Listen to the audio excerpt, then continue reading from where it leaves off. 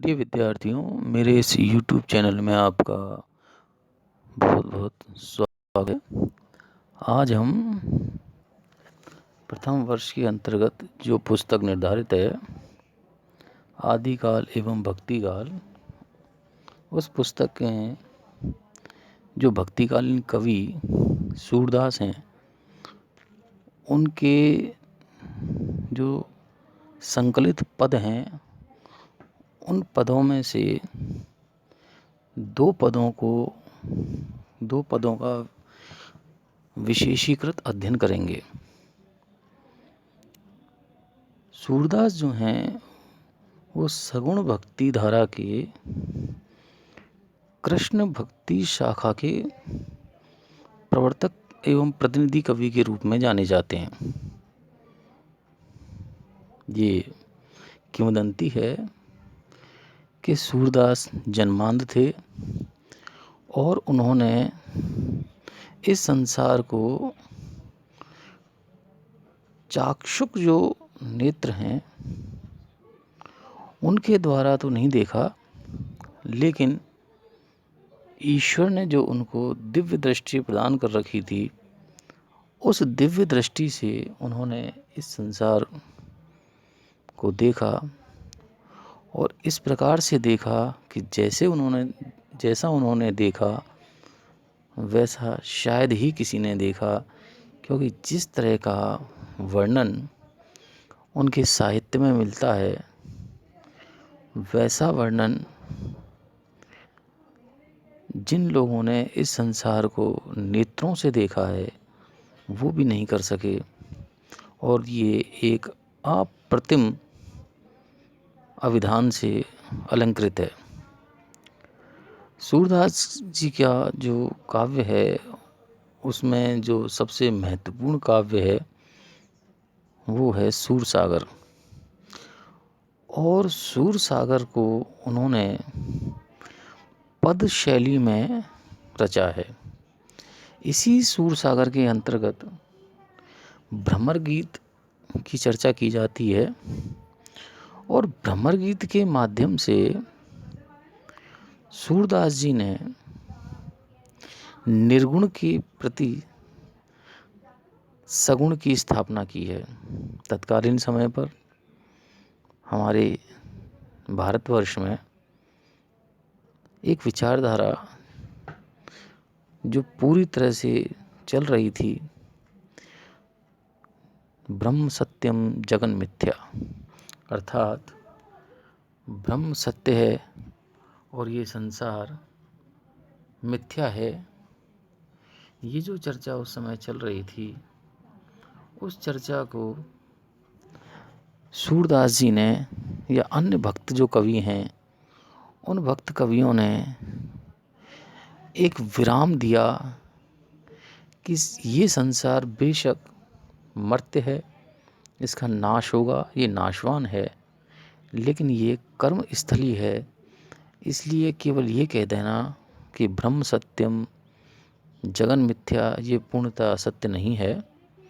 अर्ध सत्य है, ब्रह्म भी सत्य है और यह जगत भी कुछ मायने तक सत्य है, क्योंकि ईश्वर को भी इस जगत में आकर के संसार के कल्याण करने के लिए जन्म लेना पड़ता है और अपने कर्मों के द्वारा कर्म पथ का जो संदेश है वो देना पड़ता है।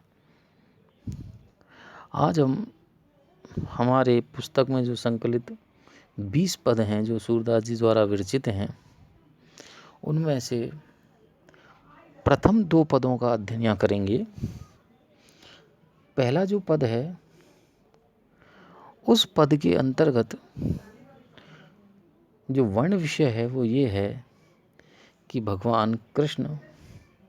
अपने परम सखा उद्धव को ब्रज की ओर भेज रहे हैं और भेजने का जो कारण है वो इतना सा है कि वो जब जब उद्धव जी से इस प्रसंग को उठाते हैं कि हे उद्धव, मुझे ब्रज की बड़ी याद आती है, तो उद्धव जी ये कहते हैं कि हे कृष्ण,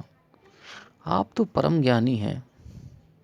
और परम ज्ञानी व्यक्ति मोह माया में नहीं फंसता।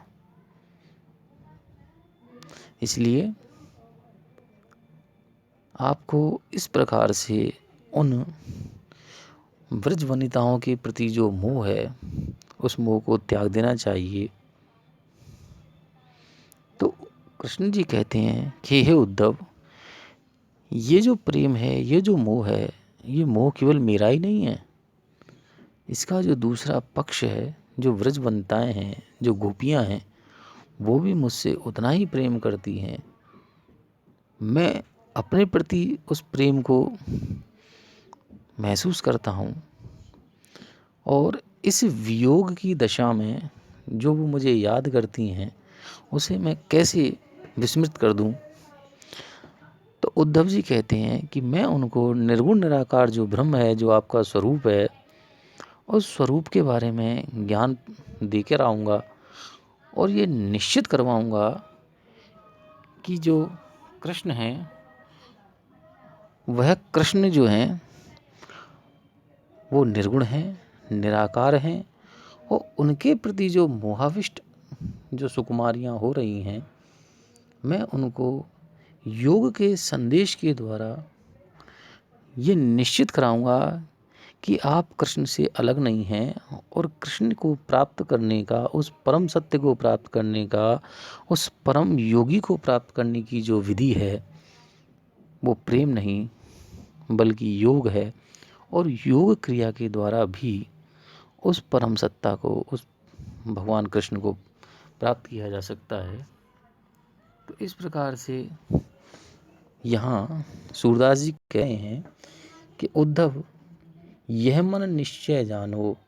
मन क्रम वच में तुम्हें पठावत, ब्रज को तुरत पलानो, पूरन ब्रह्म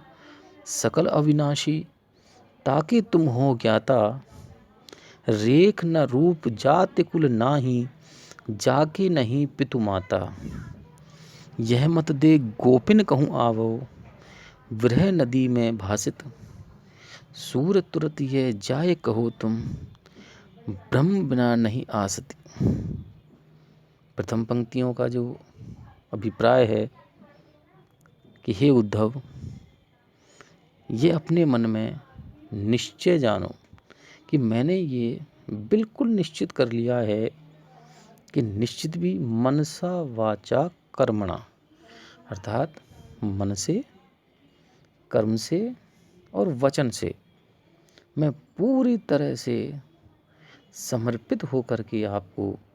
ब्रज की ओर जाने के लिए कह रहा हूँ कि हे उद्धव, आप तुरंत ही ब्रज की ओर चले जाएं।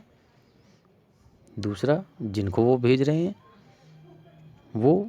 कोई सामान्य व्यक्ति नहीं है। पूर्ण ब्रह्म सकल अविनाशी, उस ब्रह्म के ज्ञाता हैं जो पूर्ण ब्रह्म है, जो संपूर्ण है, जो विनाश को प्राप्त नहीं हो सकते हैं। ऐसे अविनाशी ब्रह्म के हे उद्धव, आप परम ज्ञानवान हो, उनके बारे में सब कुछ जानते हो, जिनकी ना कोई रेख है, अर्थात जिनकी ना कोई आकृति है, ना रूप है, ना उनका कोई स्वरूप है, ना जाति है, अर्थात वो किस जाति या किस वर्ण के हैं, कुल नहीं, जिसके कुल का पता नहीं है, अर्थात किस कुल में जन्म लिया है, जाके नहीं पितु माता, और वो जो आपके निर्गुण निराकार जो ब्रह्म हैं, जिसके आप पूर्ण ज्ञाता हो, उसके माता पिता का भी कोई पता नहीं है। इस प्रकार के ज्ञान को धारण करके हे उद्धव, इस योग के मत को गोपिन कहु आवहु, मेरी प्रिय गोपिकाओं को कह करके आओ, जो कैसी हैं, विरह नदी में भासती, जो विरह की नदी में डूब रही हैं, ऐसी गोपिकाओं को कहकर आओ। सूर तुरत ये जाए कहो तुम, सूरदास जी शब्दों में कृष्ण कह रहे हैं कि हे उद्धव, तुम यहाँ से चले जाओ, तुरंत चले जाओ, ब्रह्म बिना नहीं आसती, क्योंकि ब्रह्म के बिना मेरी उन गोपिकाओं की कोई मुक्ति नहीं है। उनकी मुक्ति होगी तो सर्वथा ब्रह्म ज्ञान से ही होगी, योग ज्ञान से ही होगी, अन्य किसी माध्यम से नहीं होगी। दूसरा जो पद है, इस पद में सूरदास जी इसी बात को आगे बढ़ा रहे हैं कि उद्धव बेगी ही ब्रज जाऊ, सुरति संदेश सुनाए मेटो बल्लभिन को दाहू, काम पावक तूल में तन ब्रह्म श्वास समीर, भसम होन पावत लोचनन के नीर, अजो लो यही भांति भय कछुक सजग शरीर, इते पर बिनु समाधाने क्यों धरे तिय धीर, कहो कहा बनाए तुमको सखा साधु प्रवीण, सूर सुमति विचार ये क्यों जिए जल बिन मीन। अर्थात हे, अंतिम दो पंक्तियों के माध्यम से हम समझने का प्रयास करेंगे कि कहो का बनाए तुम सो, अरे हम तुम्हें क्या बना करके दिखाएं, क्या बना करके समझाएं, किस तरह से तुम्हें ये समझाएं, क्योंकि तुम तो सखा साधु प्रवीण, तुम तो सब कुछ जानने वाले हो, परम ज्ञानी हो। और ऐसे परम ज्ञानी उद्धव, आप हे उद्धव बेग ही ब्रज जाओ, आप तुरंत ही ब्रज की ओर चले जाओ। सुरति संदेश सुनाए, सुरत यानी प्रेम के संदेश को सुना करके,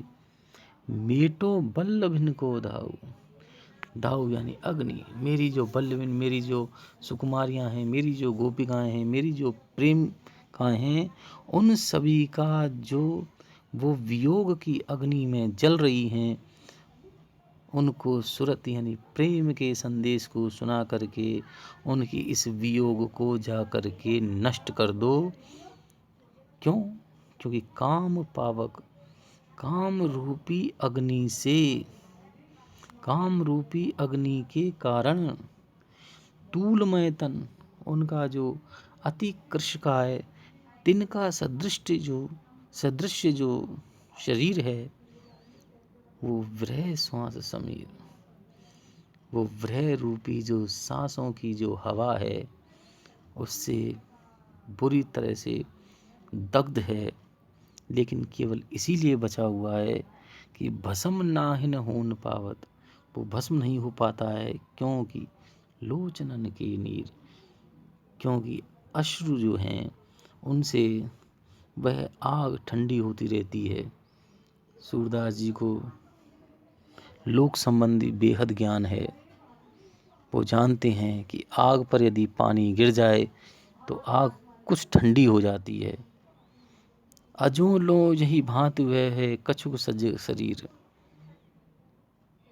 वो केवल इसलिए अभी तक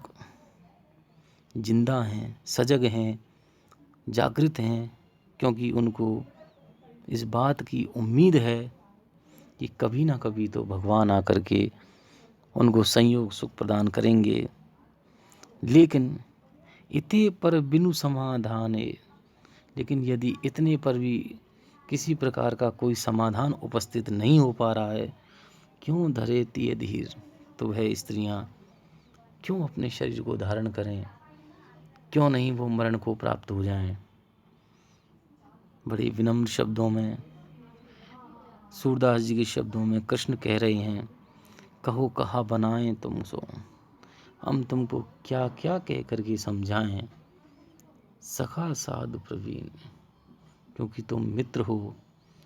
साधु हो और प्रवीण हो, सब कुछ जानने और समझने में माहिर हो। सूर सुमति विचारिए, सूरदास जी के शब्दों में श्री कृष्ण जी कह रहे हैं कि आप श्रेष्ठ मति से विचार करके देखिए, क्यों जिए जल बिन मीन, क्या मछली बिना जल के जिंदा रह सकती है। अर्थात प्रेम के सागर में विचरण करने वाली जो गोपिकाएं रूपी मछलियां हैं, वो किस प्रकार से जिंदा रह सकती हैं, उनका जीवन बचाओ और यहाँ से तुरंत इस ज्ञान को लेकर के चले जाओ। सूरदास जी ने बड़े श्रेष्ठ शब्दों में ब्रज भाषा के माध्यम से अपने जो भाव हैं उन भावों को यहाँ बड़ी सुंदर प्रस्तुति प्रदान की है। भाषा अलंकारिक है और बहुत ही भाव समृद्ध है। धन्यवाद।